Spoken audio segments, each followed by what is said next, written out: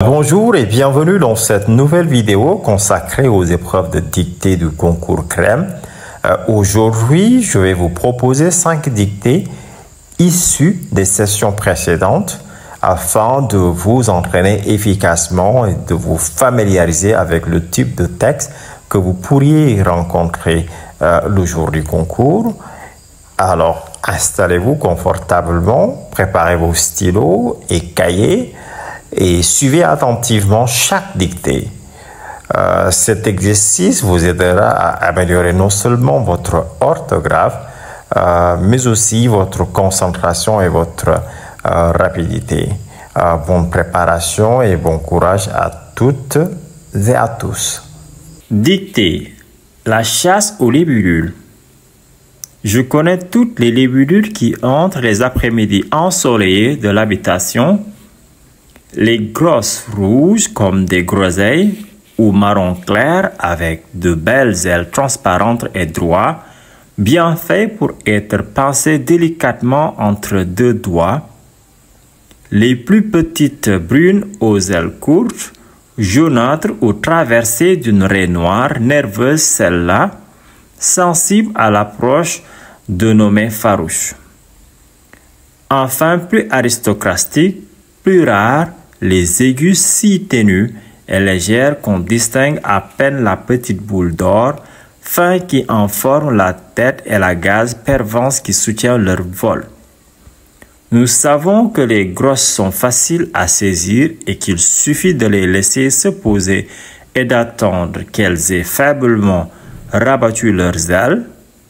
Facile pour moi qui sais marcher sur la pointe des pieds sans faire de faux pas et qui possède l'art d'étouffer en marchant le crissement des feuilles sèches. Moi qui sais juger infailliblement à quelle distance et à quel moment il faut s'arrêter, allonger la main et tendre tout le corps en souplesse pour refermer le pouce et l'index sur les ailes de la bestiole au repos. Facile pour moi qui sais sur une branche bien garnie saisir une libellule de chaque main presque en même temps.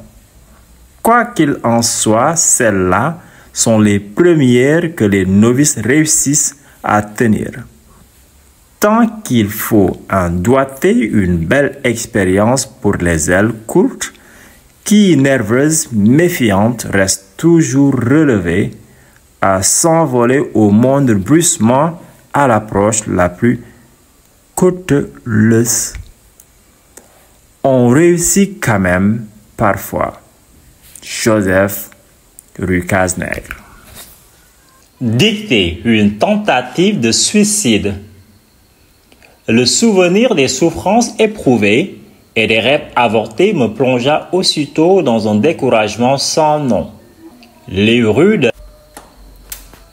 trottoirs des mendiants étaient encore accroupis. Je déplorais leur pauvreté, enviais leur sérénité. De loin me parvint une musique suave. Je m'approchais sur une piste de danse. Des jeunes gens se trémoussaient au milieu de vifs jeux de lumière. Cette douce féerie de rythme et de couleurs n'arrivait guère à me dérider. Et puis j'avais une de ces fins de tant d'êtres humains. Pourquoi étais-je moi seul la seule cible de la fatalité? L'idée de mettre fin à ma vie m'emplit soudain d'un profond soulagement. Des voitures passaient. J'eus un instant l'idée de me jeter sur la chaussée, mais le choc n'était pas assez violent pour me gratifier d'une mort instantanée. Et si par malheur je m'en tirais seulement avec de légères contusions, non, je voulais en finir au plus vite. Alors je résolus de me prendre haut et court. J'entrai dans une échoppe. Sur les rayons étaient rangés des rouleaux de cordes qui me fascinaient. Je voulais en acheter quelques mètres. Hélas, le boutiquier me réclamant un prix trop élevé. Je n'avais pas assez d'argent.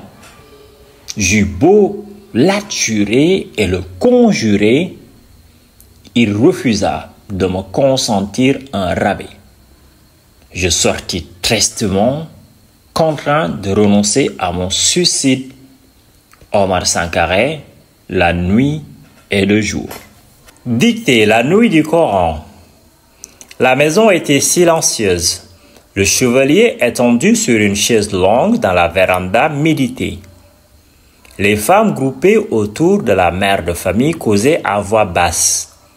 Samba Diallo sortit doucement de sa chambre dans la cour, se promenant de long en large, puis lentement préluda la nuit du Coran qu'il offrait au chevalier. Sa voix à peine audible d'abord s'affermit et s'éleva par gradation. Progressivement, il sentit que l'envahissait des sentiments comme il n'en avait jamais éprouvé auparavant. Toute parole avait cessé dans la maison. Le chevalier, d'abord nonchalamment étendu, s'était dressé à la voix de Samba Diallo et il semblait maintenant qu'en entendant la parole, il subit la même léviation qui exauçait le maître. La mère s'était détachée du groupe des femmes et s'était rapprochée de son fils. De se sentir écouté ainsi par les deux êtres au monde qu'il aimait le plus, de savoir qu'en cette nuit enchantée, lui, Samba Diallo, était en train de répéter pour son propre père ce que de génération en génération depuis des siècles, les fils des Dialobé avaient fait pour leur père, de savoir qu'ils n'avaient pas failli en ce qui concernait et ce qu'il avait prouvé à tout cela qui l'écoutait, que les Dialobé ne mouraient pas en lui. Samba Diallo fut sur le point de défaillir, mais il songea qu'il emportait pour lui plus que pour aucun d'autre de ceux qui l'avaient précédé, qu'il s'acquitta pleinement de sa nuit. Longtemps dans la nuit, sa voix fut celle des fantômes en faune de ses ancêtres qu'il avait suscités. Cheikh Hamidou Kane, l'aventure ambiguë.